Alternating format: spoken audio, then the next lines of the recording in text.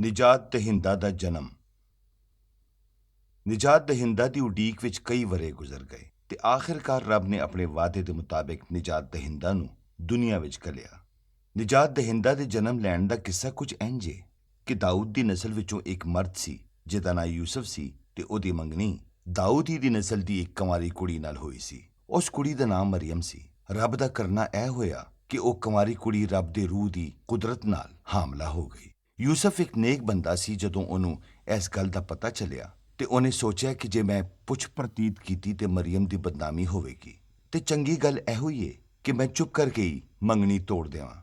ਇਹੋ ਕੁਝ ਹੀ ਸੋਚਦਿਆਂ ਉਹ ਸੌਂ ਗਿਆ ਤੇ ख्वाब ਵਿੱਚ ਕੀ ਵੇਖਦਾ ਏ ਕਿ ਇੱਕ ਫਰਿਸ਼ਤਾ ਉਹਨੂੰ ਕਹਿਣ ਡਿਆ ਏ ਕਿ ਯੂਸਫ ਇਬਨ ਦਾਊਦ ਆਪਣੀ ਬੀਵੀ ਮਰੀਮ ਨੂੰ ਆਪਣੇ ਘਰ ਲਿਆਉਣ ਤੋਂ ਨਾ ਡਰ, ਕਿਉਂ ਜੋ ਉਹ ਰੱਬ ਦੀ ਕੁਦਰਤ ਨਾਲ ਹਾਮਲਾ ਹੋਈ ਏ ਤੇ ਉਹ ਇੱਕ ਬੱਚੇ ਨੂੰ ਜਨਮ ਦੇਵੇਗੀ ਤੇ ਤੂੰ ਉਹਦਾ ਨਾਂ ਯਿਸੂ ਰੱਖੀ ਤੇ ਉਹ ਆਪਣੇ ਲੋਕਾਂ ਨੂੰ ਉਹਨਾਂ ਦੇ ਗੁਨਾਹਾਂ ਤੋਂ ਨਿਜਾਤ ਦੇਵੇਗਾ। ਨੀਂਦਰੋਂ ਜਾਗ ਕੇ ਯੂਸਫ ਨੇ ਉਸੇ ਤਰ੍ਹਾਂ ਹੀ ਕੀਤਾ ਜਿਵੇਂ ਫਰਿਸ਼ਤੇ ਨੇ ਉਹਨੂੰ ਹੁਕਮ ਦਿੱਤਾ ਸੀ ਤੇ ਆਪਣੀ ਬੀਵੀ ਮਰੀਮ ਨੂੰ ਆਪਣੇ ਘਰ ਲੈ ਆਇਆ, ਪਰ ਉਹਦੇ ਨਾਲ ਮੀਆਂ ਬੀਵੀ ਵਾਲਾ ਰਿਸ਼ਤਾ ਕਾਇਮ ਨਾ ਕੀਤਾ ਜਦੋਂ ਤੱਕ ਉਹਨੇ ਬੱਚੇ ਨੂੰ ਜਨਮ ਨਾ ਦਿੱਤਾ। ਕੁਝ ਮਹੀਨਿਆਂ ਬਾਅਦ ਜਦੋਂ ਵੇਲਾ ਪੂਰਾ ਹੋ ਗਿਆ ਤੇ ਮਰੀਮ ਨੇ ਦਾਊਦ ਦੇ ਸ਼ਹਿਰ ਬੈਤਲਹਮ ਵਿੱਚ ਬੱਚੇ ਨੂੰ ਜਨਮ ਦਿੱਤਾ। 8ਵੇਂ ਦਿਨ ਉਸ ਬੱਚੇ ਦਾ ਨਾਂ ਯਿਸੂ ਰੱਖਿਆ ਗਿਆ ਜਿਵੇਂ ਫਰਿਸ਼ਤੇ ਨੇ ਹੁਕਮ ਦਿੱਤਾ ਸੀ।